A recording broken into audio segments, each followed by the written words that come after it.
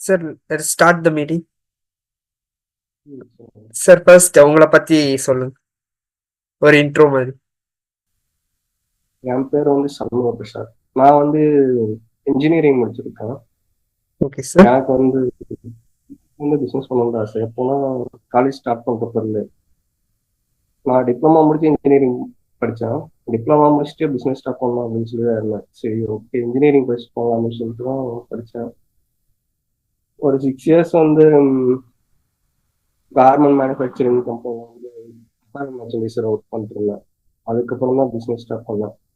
இப்போ என்னோட first start up பார்த்தோன்னா 2019. அது வந்து கொரோனாவால ஃபெயிலியர் ஆயிடுச்சு. அதுக்கப்புறம் இப்போ 2023 இந்த மாதம் ஜூனில் ஸ்டார்ட் பண்ணேன். இப்போ ஸ்டார்ட் பண்ணி ஒரு 7 months ஆச்சு. போயிட்டு இருக்கு அப்படியே. சார் உங்க ஃபர்ஸ்ட் ஸ்டார்ட் அப் அதை பத்தி கொஞ்சம் எக்ஸ்பிளைன் பண்றீங்களா? ஃபர்ஸ்ட் ஸ்டார்ட் அப்பா ம். ஃபர்ஸ்ட் ஸ்டார்ட் அப் பார்த்தீங்கன்னா எல்லாமே கார்மெண்ட் மேனுஃபேக்சரிங். ஃபர்ஸ்ட் பார்த்தீங்கன்னா இ-காமர்ஸ் ஸ்டார்ட் பண்ணேன். இ-காமர்ஸ் பார்த்தோன்னா 2019 கொரோனா வந்துச்சுல்ல, ஆமாங்க சார். பெருசாக பிஸ்னஸ் லாஸ் ஆயிடுச்சு. ஒரு 4 lakhs பக்கத்தில். இப்போ வந்து பண்ணியிருக்கேன் செகண்ட் ஸ்டார்ட் அப். இது பார்த்தீங்கன்னா மேனுஃபேக்சரிங் கம் B2B. எப்படின்னா கஸ்டமர்ஸ் பண்ணாமல் டேரக்ட் D2C இல்லாமல் பிஸ்னஸ் டு பிஸ்னஸ் தான் பண்ணிருக்கோம். பல்க் மேனுஃபேக்சரிங் இருக்குல்ல, அதுதான். நீங்கள் இப்போ இன்ஜினியரிங் படிச்சுட்டு இருக்கீங்க, உங்களுக்கு ஒரு பிஸ்னஸ் ஸ்டார்ட் பண்ணணும் ஒரு ஃபேஷன் லைனில். அப்போ வந்து நீங்கள் வந்து என்னை வந்து அப்ரோச் பண்ணீங்கன்னா நான் வந்து A to Z உங்களுக்கு வந்து உங்கள் பட்ஜெட்டை பொறுத்து உங்களோட பிஸ்னஸ் மாடலை வந்து நான் ரெடி பண்ணி தந்துடுவேன். எப்படின்னா ஒரு ஒரு பிஸ்னஸ் என்னன்னா ஒரு கிளாத்திங் லைன் வச்சுக்கோங்க. நீங்கள் வந்து 2 சூஸ் பண்ணலாம். மென்ஸ் மன்ஸ் எந்த எந்த கேட்டகரியில் பிஸ்னஸ் பண்ண போகிறீங்க சூஸ் பண்ணீங்கன்னா எங்ககிட்ட டிசைனர்ஸ் இருக்காங்க. அவங்க வந்து உங்கள் ரெக்யர்மெண்ட்ஸ்க்கு ஏற்ற மாதிரி டிசைன் பண்ணி தருவாங்க. அப்புறம் சாம்பிளிங் பண்ணி அப்புறம் பல்க் உங்கள் பட்ஜெட்டை பொறுத்து பல்க் வந்து மேனுஃபேக்சர் பண்ணி உங்களுக்கு வெப்சைட் இ-காமர்ஸ் வெப்சைட் வேணாலும் பண்ணி தருவோம். அது எங்கள்கிட்ட ஃபுல் ஸ்டாக் டெவலப்பர்ஸ் 2 பேர் இருக்காங்க. அவங்களே பண்ணி தந்துடுவாங்க. மார்க்கெட்டிங் முதற்கொண்டு நாங்களே பண்ணி தந்துடுவோம். நீங்கள் எதுவுமே பண்ண தேவை, நீங்கள் இன்வெஸ்ட் மட்டும் பண்ண தேவை. Okay sir. சார் ஆக்சுவலி இப்போ வந்து 12th 10th முடிச்சுட்டு இன்ஜினியரிங் படிக்கிறதுக்கும் டிப்ளமோ முடிச்சுட்டு இன்ஜினியரிங் படிக்கிறதுக்கும் டிஃப்ரென்ஸ் இருக்கும்ல? ஆமாம் ஆமாம். ஆஹ் அது இன்ஜினியரிங் நீங்கள் வந்து டேரக்டாக இன்ஜினியரிங் படிச்சீங்கன்னு வச்சுக்கோங்க, உங்களுக்கு ப்ராக்டிக்கலாக பெருசாக வந்து இருக்காது, நாலேஜ் இருக்காது. உங்களுக்கு லேப் ஹவர்ஸ் எல்லாம் எத்தனை ஹவர்ஸ் வருது வீக்லி? காலேஜ்லயா சார்? காலேஜ்ல weekly 2 hours plus 2 hours 4 hours கிட்ட வரும் சார். சார் இப்போ உங்களுக்கு வந்து லேப் ஹவர்ஸ் எத்தனை மணி நேரம் இருக்கும் சார்? டிப்ளமாவில் பார்த்தீங்கன்னா எங்களுக்குலாம் வந்து வீக்லி 6 days 6 daysல வந்து டெய்லி ஆஃப்டர்நூன் 3 hours வந்து லேப் வரும். அது போக வீக்லி 2 full days வந்து லேபு தான் இருக்கும். அதனால தியரி ஹவர்ஸை விட லேப் ஹவர்ஸ் தான் எங்களுக்கு அதிகமாக இருக்கும். அதனால கொஞ்சம் ப்ராக்டிக்கலாக கொஞ்சம் நிறையா லேர்ன் பண்ணிக்கலாம்.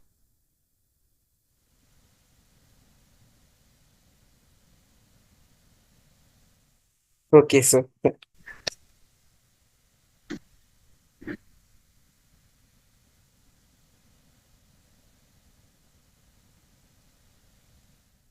வீக்லி தான் 15 hours மேலே லேப் தான் நாங்கள் போவோம் டிப்ளமாவில். Okay sir. அதுவும் நான் வந்து டிப்ளமா வித் சாண்ட்விச் வேறு பண்ணேன். அதனால 1 year ஒர்க்கும் பண்ணேன். சுஸ்லான் எனர்ஜிஸ் அப்படின்னு சொல்லி ஒரு கம்பெனியில் ஒர்க் பண்ணேன் 1 year. விண்மில்லாம் இருக்குல்ல, அது மெயின்டெனன்ஸ் பவர்.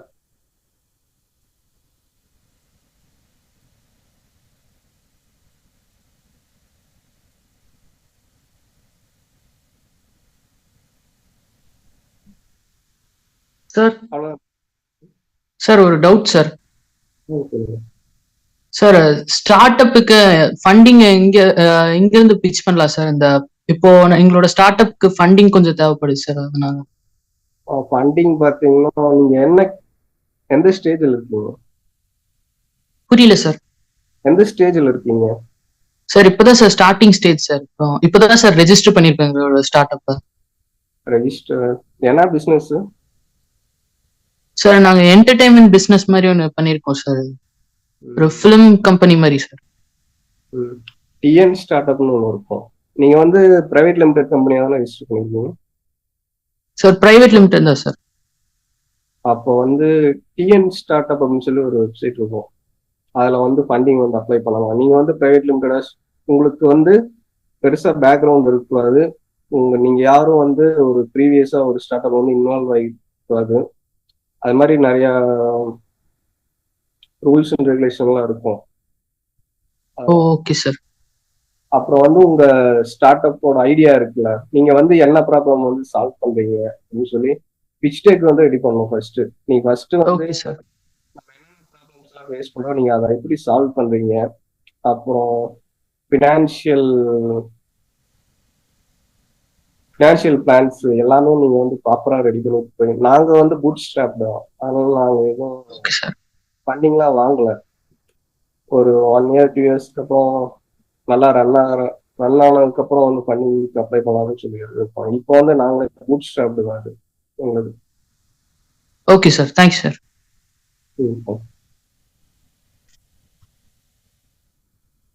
வேற ஏதாவது கொஸ்டின் இருக்கா சார்? இப்போ நாங்க இப்போ engineering students, first year students ஏதாவது ஸ்டார்ட் அப் பண்ற ஐடியா இருந்துச்சுன்னா, டெக்னிக்கல்லாம் ஸ்டார்ட் அப் பண்ற ஐடியா இருந்துச்சுன்னா ஏதாவது சஜஷன்ஸ்? எப்படின்னா இப்போ வந்து ரீசைக்கிள் பிசினஸ் எல்லாம் இருக்குல்ல. Yes sir. ரீசைக்கிளிங் பிளாஸ்டிக் வேஸ்ட்லாம் ரீசைக்கிளிங் பண்றோம். ரீசைக்கிள் பிசினஸ் எல்லாம் இருக்குல்ல, ஒரு என்விரான்மெண்ட்டை வந்து ப்ரொடெக்ட் பண்ற மாதிரி ஒரு ஸ்டார்ட் அப் எல்லாம் பண்ணீங்கன்னு வச்சுக்கோங்க. அதுக்கெல்லாம் வந்து நீங்க டாக்ஸே பே பண்ண தேவையில்ல. கவர்மெண்ட் வந்து உங்களுக்கு கொடுக்குறாங்கல்ல ஃபண்டு. Yes sir. அதுலயே நீங்க வந்து மேக்சிமம் வந்து ரீபே பண்ண தேவையில்லை. நீங்க மற்ற ஒரு ஃபிலிம் ஓரியன்டான ஸ்டார்ட் அப்லாம் பண்றப்போ அவங்க தர லோனை வந்து ரீபே பண்ணணும் ஒரு குறிப்பிட்ட டைமுக்கு அப்புறம். நீங்க வந்து அதே என்விரான்மெண்ட் மாதிரி ஸ்டார்ட் அப்லாம் பண்ற மாதிரி இருந்தா அவங்களுக்கு வந்து நீங்க வந்து அவங்க வந்து உங்களுக்கு ஃபண்ட் கொடுத்தாலும் அதை வந்து நீங்க ரீபே பண்ண தேவையில்லை. அதே மாதிரி உங்களுக்கு டாக்ஸும் பே பண்ண தேவையில்லை. நிறைய பெனிஃபிட்ஸ் இருக்கு. நீங்க அது மாதிரி ஸ்டார்ட் அப் பண்றது பெட்டரா இருக்கும். Okay sir. புரிஞ்சுக்கலாம் என்ன சொல்றாங்க? எஸ் சார், எஸ் சார், புரிஞ்சுக்கு sir.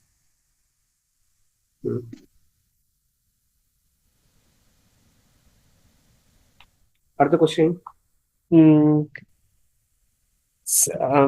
Sir, day to day life responsibilities பத்தி சொல்லுங்க சார். நான் மேக்சிமம் பார்த்தேன்னா மார்க்கெட்டிங் டீம்னு ஒன்று எங்க கம்பெனியில் இல்லை. நான் வந்து மார்க்கெட்டிங் வந்து இது வரைக்கும் ₹1 கூட ஸ்பெண்ட் பண்ணதில்லை. பட் எனக்கு 3 கிளைண்ட்ஸ், 3 பேருமே, ஒருத்தவங்க வந்து UAE, ஒருத்தவங்க பார்த்தீங்கன்னா நியூசிலாந்து, ஒருத்தவங்க பார்த்தீங்கன்னா பஹ்ரைன். 3 பேர் தான் என் கிளைண்ட்டு. சரி, அவங்களுக்கு தான். அது போக என் ஃப்ரெண்ட்ஸுக்கெல்லாம் வந்து மென்ஸ் ஷோரூம் வச்சிருக்காங்க. அவங்களுக்குலாம் நான் ரெகுலரா பண்ணிட்டு இருக்கேன். எனக்கு வந்து மாசம் பார்த்தீங்கன்னா ஒரு 4 lakhs வருது. அதுல வந்து ஒரு 10 to 20% ப்ராஃபிட் வரும். அதுல ஒர்க்கர்ஸ்க்குலாம் வந்து சேலரி போகவே ஒரு 80 to 1 lakh பக்கத்துல நிற்கும். இப்போதான் நான் ஸ்டார்ட் பண்ணியிருக்கேன். ஒரு 3 months அதே ஆப்ரேட் பண்ணிட்டு இருக்கோம் கம்பெனிவே. ரெஜிஸ்ட்ரேஷன்லாம் பண்ணி முடிக்கிறதுக்கு ஒரு 3 months பக்கத்துல ஆயிடுச்சு.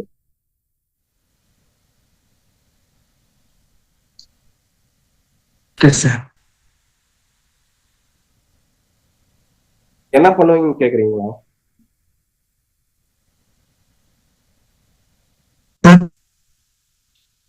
நீங்க கேட்ட கொஸ்டின் வந்து நாங்க டெய்லி லைஃப்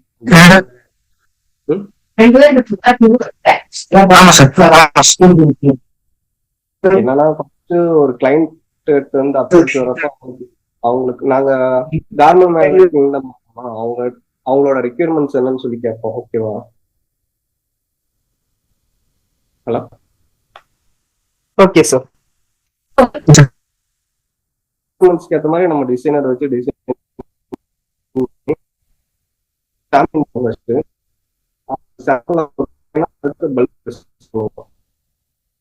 பல்க் வந்து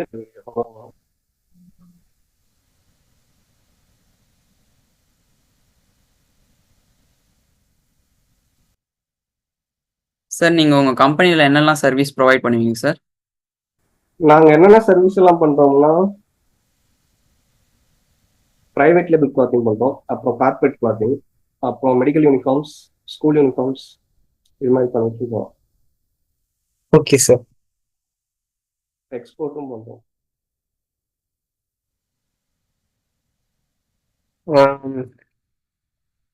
சரி, இப்போ நாங்க இன்ஜினியரிங் படிக்கிறோம். எங்களுக்கு அடுத்தடுத்த வரப்போற இயர் நாங்க ஃபேஸ் பண்ண போற ஸ்ட்ரகிள்ஸ்க்கான ஏதாவது மோட்டிவேஷனல் டாக் மாதிரி.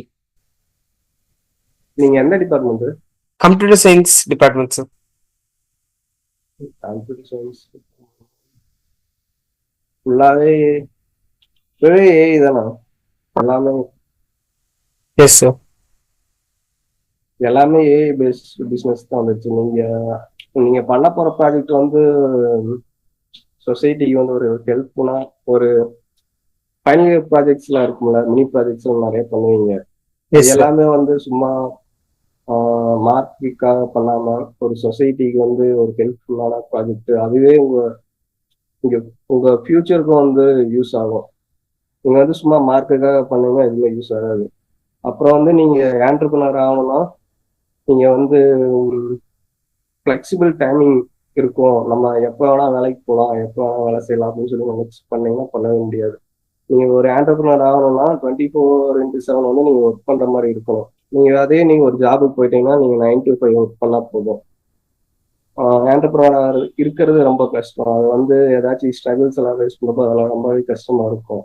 நீங்கவே ஒரு ஃபர்ஸ்ட் வந்து ஒரு 2 to 3 years போய் ஒர்க் பண்ணிட்டு நீங்க ஜாப்ல வந்து என்னென்ன ஸ்ட்ரகிள்ஸ் எல்லாம் ஃபேஸ் பண்ணுவீங்களோ அது எல்லாமே வந்து நீங்க ஒரு ஆண்டர்பிரினர் ஆகிறப்போ அதை வந்து ஈஸியா டேக்கிள் பண்ணலாம். புரியுதா?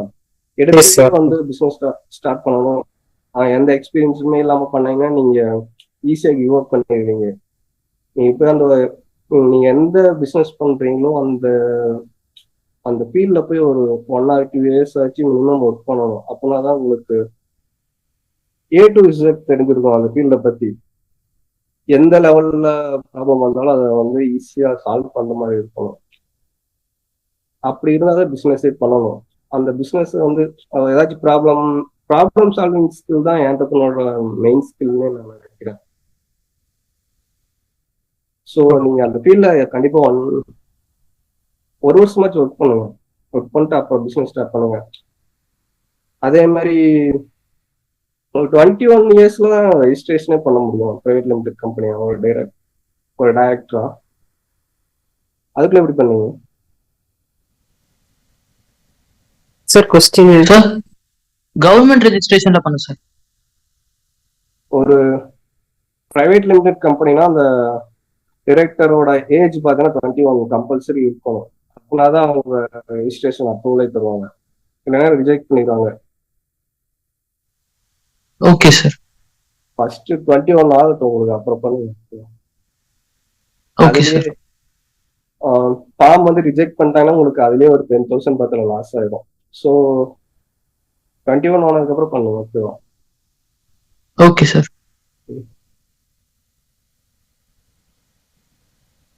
வேற ஏதாச்சும் டவுட் இருக்கா? சார் சார் உங்களுக்கு இந்த ஸ்டார்ட் அப்புக்கு எப்படி சார் ஐடியாஸ் வந்துச்சு? நம்ம ஸ்டார்ட் அப் ஆரம்பி நான் வந்து மெர்ச்சன்டைசரா ஒர்க் பண்ணிட்டு இருந்தேன். ஓகேவா? நான் வந்து பல்க் ப்ரொடக்ஷன் தான் பண்ணிட்டு இருப்போம். என் ஃப்ரெண்ட்ஸ் சர்க்கிள் எல்லாம் பார்த்தீங்கன்னா நான் திருப்பூர்ல தான் படித்தேன். என் ஃப்ரெண்ட்ஸ் சர்க்கிள் எல்லாம் பார்த்தீங்கன்னா வெளியூர்ல இருந்து இருப்பாங்க.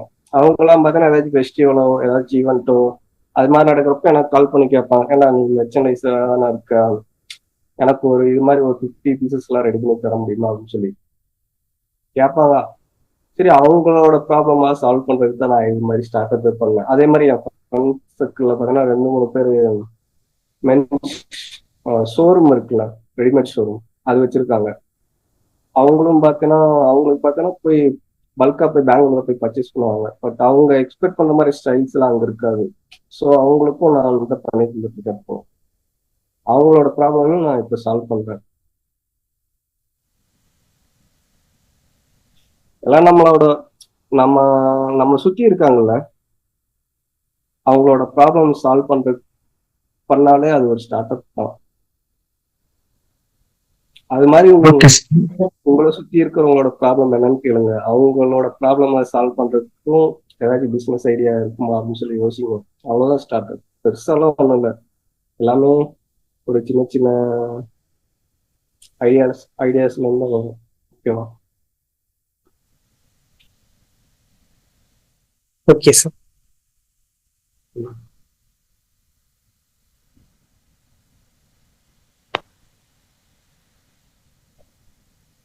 சார் ஸ்டார்ட் அப் ஆரம்பிச்சதுக்கு அப்புறம் நீங்க ஃபேஸ் பண்ண ப்ராப்ளம்ஸ் பத்தி சொல்லுங்க சார்.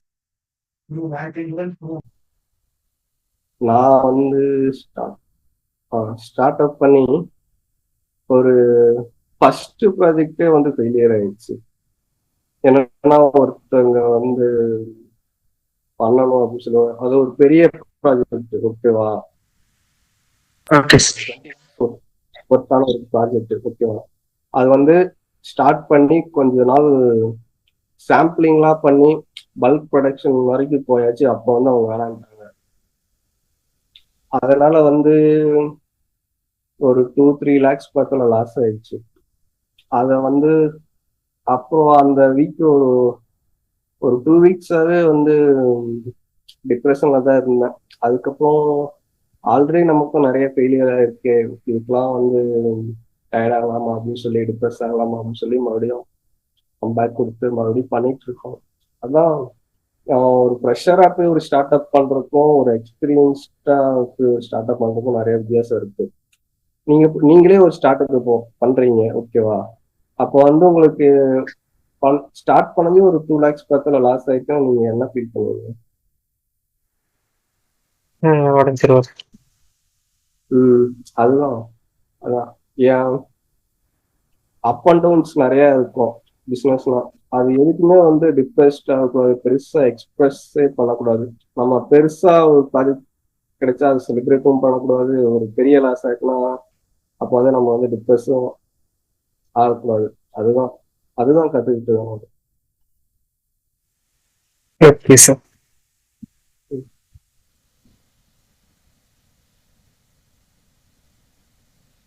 அடுத்து ஒரு ஒரு புக் வந்து சஜஸ்ட் பண்றேன், அது படிங்க. ஓகேவா?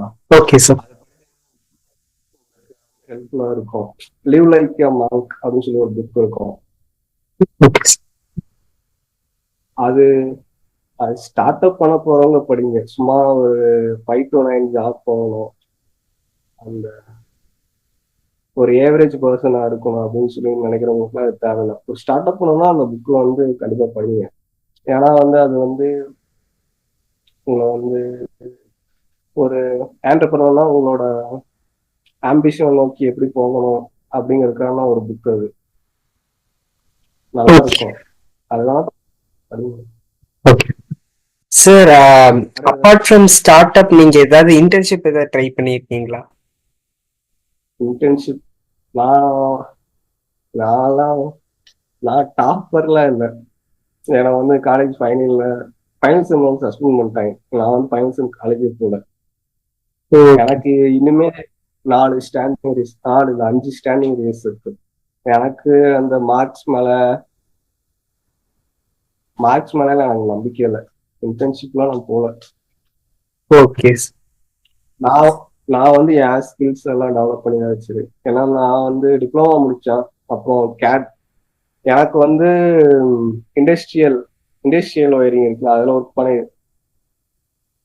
பண்ணியிருக்கேன். அது போக விண்மில் இருக்குல்ல, அதில் மெயின்டெனன்ஸ்ல இருந்தேன். ஓகே. எனக்கு வந்து டெக்னிக்கலா நிறைய தெரியும். பெரிய பெரிய விண்மில்ஸ் தெரியுங்களா? Yes sir.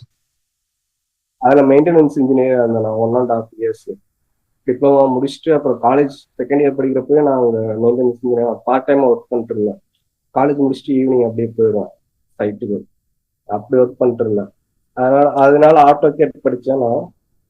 அது போக computer hardware networking engineering, diploma in computer hardware networking engineering படித்தேன். அப்புறம் காலேஜ்லேயே வந்து சோலார் பேனல் இன்ஸ்டாலேஷன் இன்ஜினியர் அப்படின்னு சொல்லி NISC இருக்குல்ல, அவங்களோட கோர்ஸ் வந்து பண்ணேன் 6 months. Yes sir. நிறையா படித்தேன். பட் நான் படித்த ஃபீல்டில் வந்து நான் ஒர்க் பண்ணல.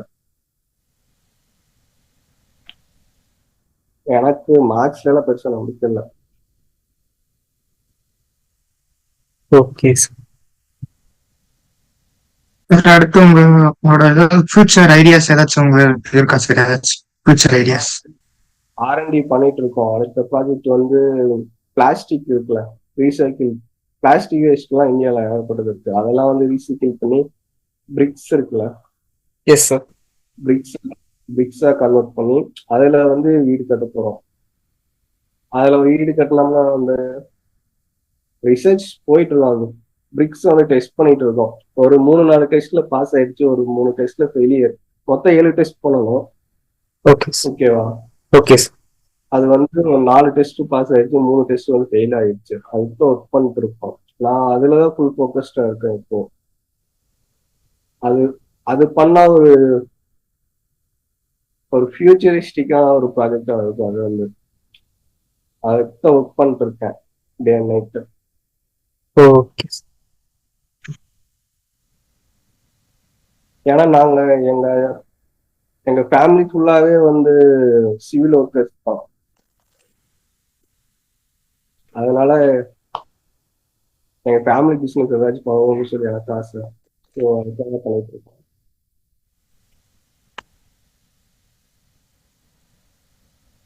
வேற கொஸ்டின் இருக்கா?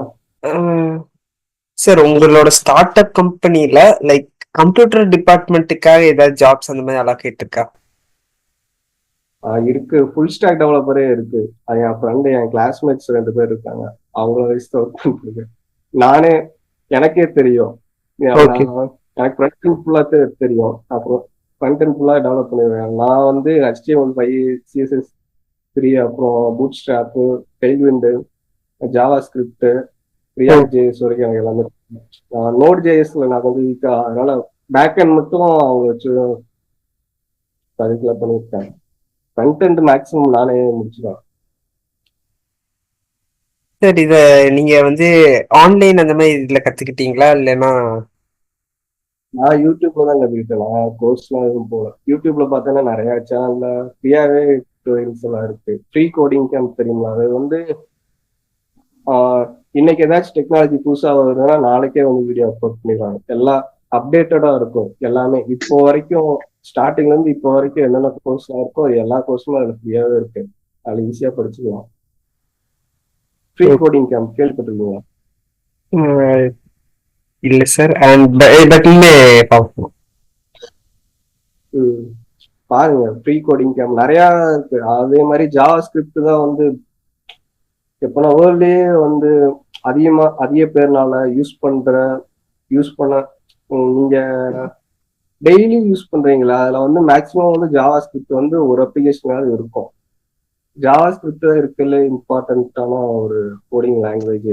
ஃபர்ஸ்ட் அது படிங்க. ஒரு பேசிக்கா ஒரு HTML, ஒரு CSS படிச்சுட்டு அதை வச்சு ஒரு சின்ன ஒரு 4 ப்ராஜெக்ட் பண்ணீங்கனாலே உங்களுக்கு அதுல என்னென்னலாம் பண்ண முடியும்னு சொல்லி தெரிஞ்சுப்போம். அதுக்கப்புறம் நீங்க ஜாவா ஸ்கிரிப்ட் வச்சு அதோட நிறைய ப்ராஜெக்ட் பண்ணி பாருங்க. சும்மா லாங்குவேஜ் கற்றுக்கணும், மார்க் எடுக்கணும்னு சொல்லி எல்லாம் படிச்சீங்கன்னா எதுலையுமே சக்சஸ்ஃபுல்லா பண்ண முடியாது. ஒரு ப்ராஜெக்டா பண்ணி பார்த்தா தான் நீங்க சக்சஸ் பண்ண முடியும் எல்லாத்துலயுமே. Okay sir. கூகுள்லயே நிறைய கோர்ஸ் ஃப்ரீயா இருக்கு. அதுல பூட் கேம்ப் எல்லாம் கூட இருக்கு. பூட் கேம்ப் எல்லாம் கூட அரேஞ்ச் பண்ணிருக்காங்க கூகுள்ல. நீங்க ரியல் டைம் டெவலப்பர்ஸ் இருக்காங்களா, அவங்க கூட எல்லாம் டிஸ்கஸ் பண்ணலாம். அந்த அளவுக்கு எல்லாம் டெவலப் பண்ணிருக்காங்க. Okay sir.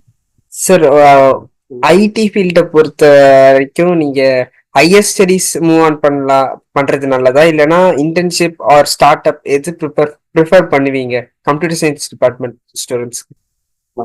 நான் வந்து ஸ்டார்ட் அப் தான் ப்ரிஃபர் பண்ணுவேன். ஏன்னா வந்து ஸ்டார்ட் அப் நீங்க போய் ஒரு சின்ன கம்பெனில ஒர்க் பண்றப்ப வந்து நீங்க A to Z எல்லாமே கத்துக்கலாம். நீங்க நீங்க ஒரு பெரிய கம்பெனில போய் ஒர்க் பண்ணீங்கன்னு வச்சுக்கோங்க, ஒரு ஃபீல்டுனா ஒரு ஃப்ரண்ட் எண்ட்ல மட்டும் தான் ஒர்க் பண்ணுவீங்க, பேக் எண்ட்ல மட்டும் தான் ஒர்க் பண்ணுவீங்க. அதே நீங்க ஒரு ஸ்டார்ட் அப் கம்பெனிக்கு ஒர்க் பண்றப்ப நீங்களே ஃபுல்லாவே எல்லாமே பண்ணலாம். உங்களுக்கு அந்த ஃப்ரீடம் இருக்கும். நீங்க பெரிய பெரிய கம்பெனிலாம் போய் ஒர்க் பண்றப்ப அந்த ஃப்ரீடம்லாம் இருக்காது. ஸோ ஸ்டார்ட் அப் கம்பெனில போய் ஒர்க் பண்ணுங்க. சேலரி கம்மியாக தான் இருக்கும், பட் நீங்க வந்து எக்ஸ்பீரியன்ஸ் கெயின் பண்ணிக்கலாம். அதான் நான் சொல்லுவேன்.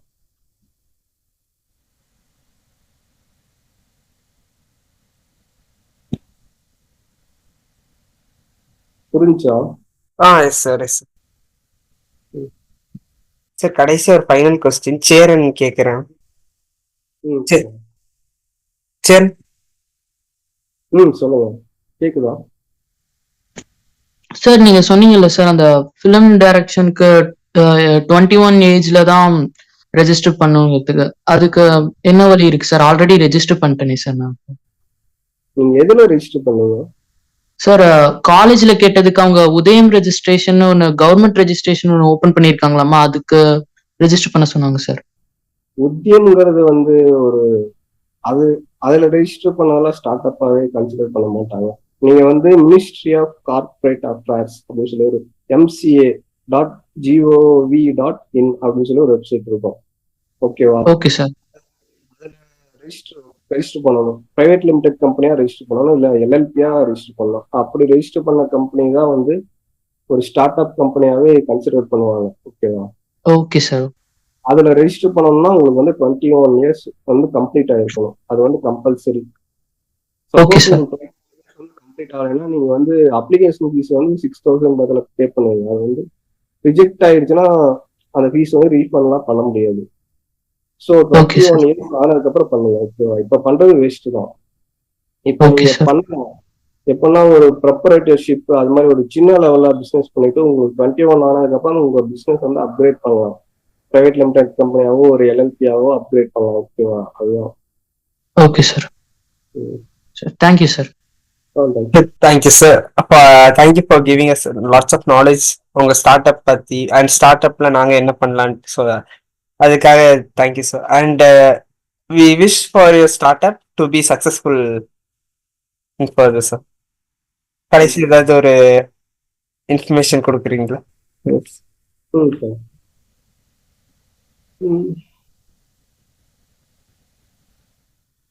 வேற ஏதாவது கொஸ்டின் இருக்கா? முடிஞ்சா? அவ்வளவுதான் சார், அவ்வளவுதான் சார். சார் இந்த செஷன் உங்களுக்கு எப்படி இருந்துச்சு சார்? நாங்க கண்டக்ட் பண்ண இந்த செஷன்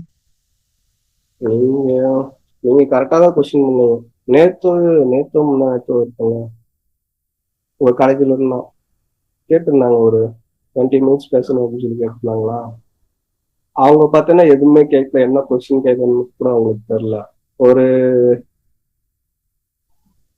என்ன சொல்றது, ஒரு அன்பிளான்டு ஒரு மீட்டிங்கா இருந்துச்சு. அது வந்து அவங்களுக்கு என்ன கேட்கறதுன்னு தெரியல, என்னையே என்ன பேச விட்டுருந்தாங்க. நீங்க better. Okay sir. Thank you sir. Sir session முடிச்சிடும் sir. Thank you sir. Thanks a lot sir.